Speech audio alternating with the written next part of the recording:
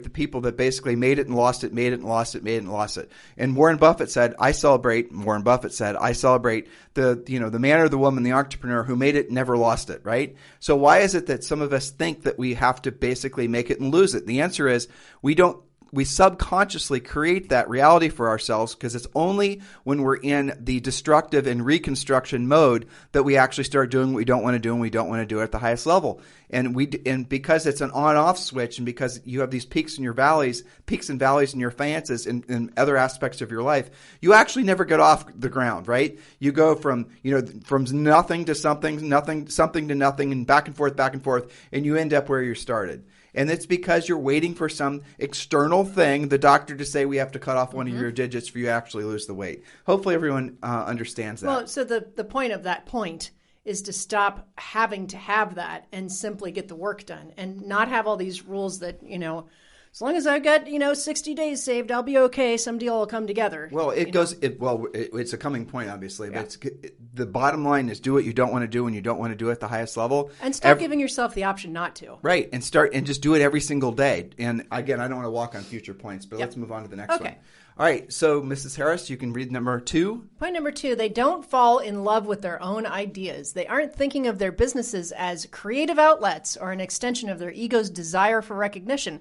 Peak performers follow the money. They gauge the success of an idea or concept based on net profit to be the determinant of the value of their idea.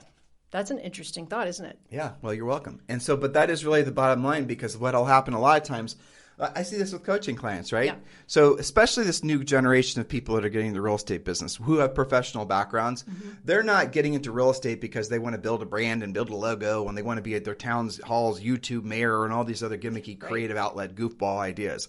What they want to do is they want to be told exactly what to do, how to do it, so they can essentially create enough income, so that with that income, then they can create passive income and they can be rich. They're very, very clear on their ideas. Now, they don't all verbalize it like that, but they're on a mission to create financial abundance for themselves. They're not on a mission basically to have a bunch of recognition from a bunch of strangers. And I will suggest to all of you, what was your original motivation for getting into real estate? And who co-opted that motivation and made what now is your motivation, which is in alignment with what they truly want for themselves? In other words, how many of you got into real estate when you had a clear vision and focus of what you were going to accomplish as a result of being successful in real estate? And then along the line, someone told you, hey, Julie, you need to form a team.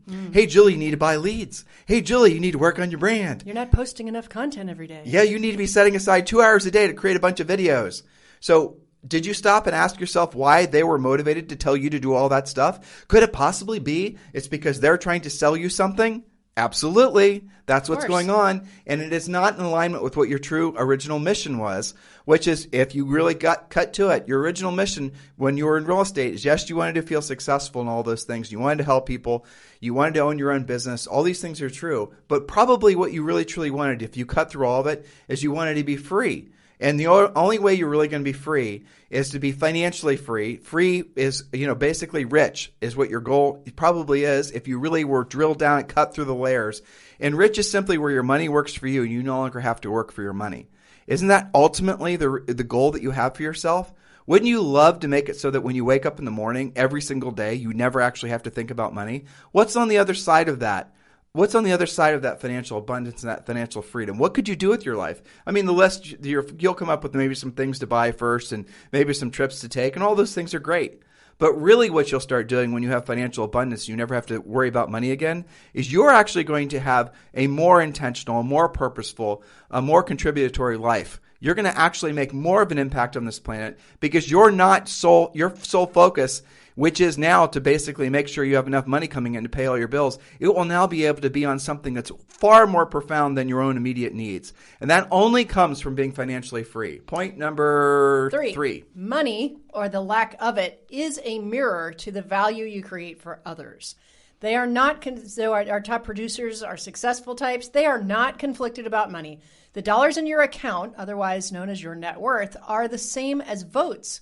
If you lose from not enough votes in an election, you lose the race. If the other guy has more votes or net profit, he has provided more value and he has won. I think this is really critical because it's essentially the definition of money. And people say, well, it's just a way of keeping track. Well, you know what? It is a way of keeping track because you either provided the value and were paid for it, or you didn't and maybe got out of the business. Well, so there it is. I mean, that's really, and yeah, I think I wrote that pretty well. I do too. So Harsh but true. But the point of it is if you don't have the health, the love,